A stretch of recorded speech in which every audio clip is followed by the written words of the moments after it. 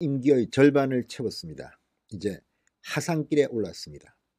자, 그런데 엊그제 중앙일보의 칼럼 하나가 눈길을 끌더군요.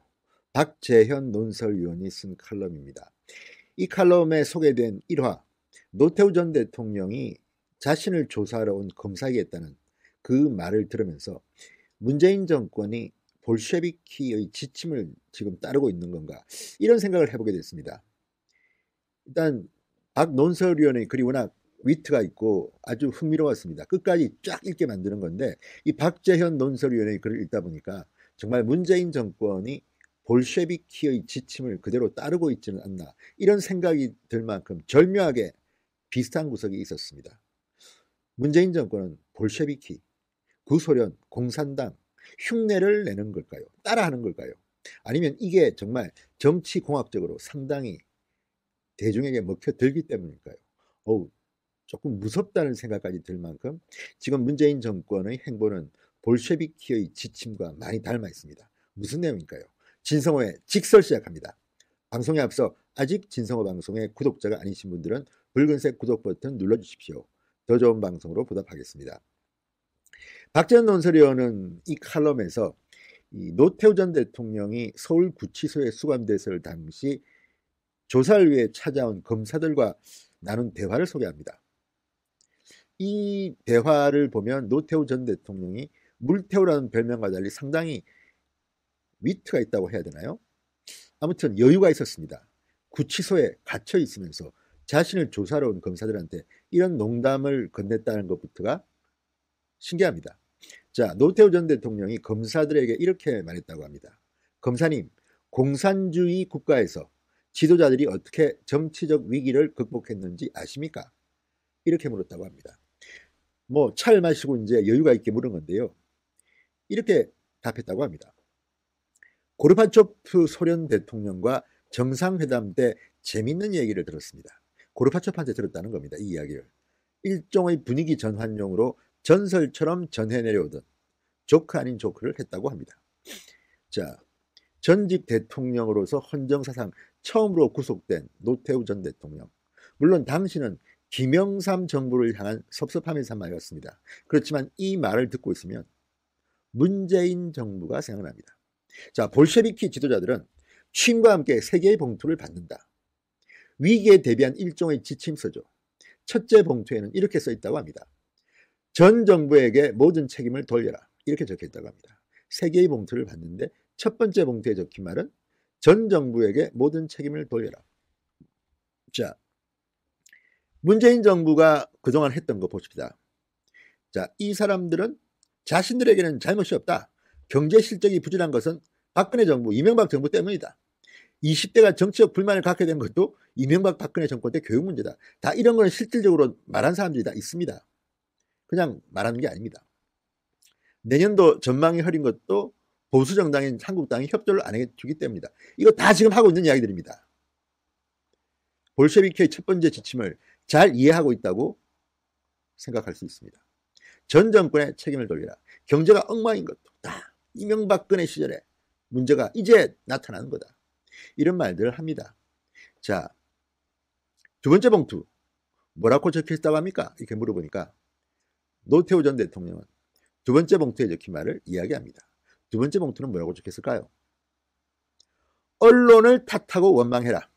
언론을 탓하고 원망해라. 이렇게 적혔다고 합니다. 자, 이것 또한 여러분 너무 일치하지 않습니까? 조국 사태가 벌어지고 문재인 대통령이 처음으로 공개적으로 국민들한테 비슷한 사실상 사과를 한 적이 있습니다. 유감 표명을 했습니다. 짧게 했습니다. 그때 언론 탓을 했습니다. 언론 개혁 문제를 꺼내보냈습니다. 여러분 기억하시죠? 언론을 이야기했습니다. 왜 굳이 조국 이야기를 하면서 언론을 이야기했을까요? 조국은 잘못이 없는데 언론들이 조국 일가의 문제점들을 비판 보도해서 이 문제가 생겼다고 지금 문재인 대통령은 생각하는 겁니까? 아무튼 문재인 대통령은 이 전략은 어느 정도 먹혀들었습니다. 그때부터 문재인 대통령의 지지자들은 언론을 기레기 어떻고 저떻고 정말 언론을 향한 모든 불만이 표출됐습니다. 그러니까 그쪽 진영 사람들 눈에는 조국 전 장관의 잘못보다는 조국 전 장관을 수사한 검찰, 그래서 검찰 개혁해야 된다. 언론, 우리 억울한 이 정경심 교수, 조국의 자녀들을 왜 언론들이 이렇게 비판하는 거야? 언론이 문제야. 언론 탓을 돌립니다. 언론 개혁해야 된다. 요즘 갑자기 종편, MBN 압수수색 들어가고 뭐 TV조선, 채널A도 지금 다시 들여다보고 내년에 종편 제어가 안 해줄지도 모르겠습니다. 이런 분위기들, 물론 뭐 언론 종편도 잘못이 있었겠지만 이 정도로 문제가 부각되는 것은 좀 이상하지 않습니까? 언론 탓입니다. 어쨌든 뭐 모르겠습니다. 그렇지만 노태우 전 대통령이 이야기한 볼셰비키 지침의 두 번째 봉투, 언론을 탓하고 원망해라, 비슷합니다. 최근 뭐 기억하시죠 여러분? 박원순 서울시장이 갑자기 요즘 언론을 비판합니다. 거짓말로 비판합니다. 그래서 CBS가 뭐 엄청난 무슨 뭐 벌금 배상금을 물었다고요? 그다 뻥입니다. 거짓말입니다. 확인도 하지 않고 이렇게 박원순 시장은 언론 탓을 합니다. 언론 정말 희한합니다. 그리고 유시민 씨도 그렇습니다. KBS, JTBC까지 싸잡아서 비판하다가 사과도 하고 그랬죠. 거짓말했다가. 지금 친정부 매체들도 마찬가지입니다.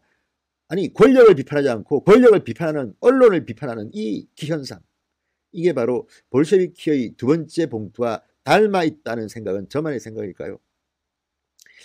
자, 러시아 혁명 때 때를 같이 해서 적군과 백군의 내전이 거셀 때 언론은 정파적 목적에 따라 정오와 통제의 대상에 불과했습니다. 우리가 지금 혁명을 하고 있는 건가? 아니면 조국 사태로 인해 사실상 내전 상태에 들어간 것인가? 백재현 논설위원이 묻습니다.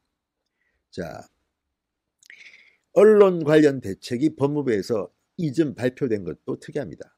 언론 합니다. 피의 사실이 자꾸만 공표된다. 언론이 자꾸만 이상한 걸 쓴다.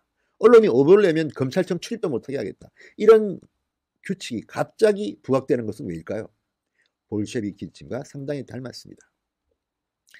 자, 그러면 마지막 볼셰비키의 세 번째 봉투 뭐가 들었을까요? 궁금하시죠? 저도 궁금했습니다. 자, 박재현 칼럼에는 이렇게 나와 있습니다. 전 정부에게 책임을 미룰 수도 없고 언론 탓도 안 되면 마지막 봉투의 결론은 이겁니다. 주랭랑을 쳐라. 도망가라는 이야기입니다. 주랭랑을 쳐라. 자, 노태우 전 대통령은 잠시 뜸을 들이다가 낮은 목소리로 이렇게 말했다고 합니다. 그때 옅은 미소가 흘렀다. 이렇게 검사는 말했다고 합니다. 자, 지금 문재인 정권 뭐 경제도 엉망진창이 되고 조국으로 인해서 정당성, 공정성도 이제 희미해지고 안 되니까 막 지릅니다. 조국 때문에 갑자기 자사고 특목고 2025년에 다 없애겠다 그러고 뭐 희한한 정책들이 갑자기 터져나옵니다. 그전에는 상상도 하기 힘든 일들이 막 지릅니다. 지금은 막 지러도 되지만 문재인 대통령 임기는 5년입니다. 그리고 이제 2년 반이 지나갔습니다. 자, 이렇게 지르고 난 뒤 정말 볼셰비키의 지침대로 첫 번째 봉투, 두 번째 봉투는 제가 볼 때는 어느 정도 실현된 것 같습니다. 세 번째 봉투가 실현된다면 그들은 주랭랑을 칠 겁니다. 그러면 그들이 저질러 놓은 이 많은 일들을 누가 주워 담아야 할까? 생각만 해도 끔찍합니다. 진성호의 집설이었습니다. 여러분 감사합니다.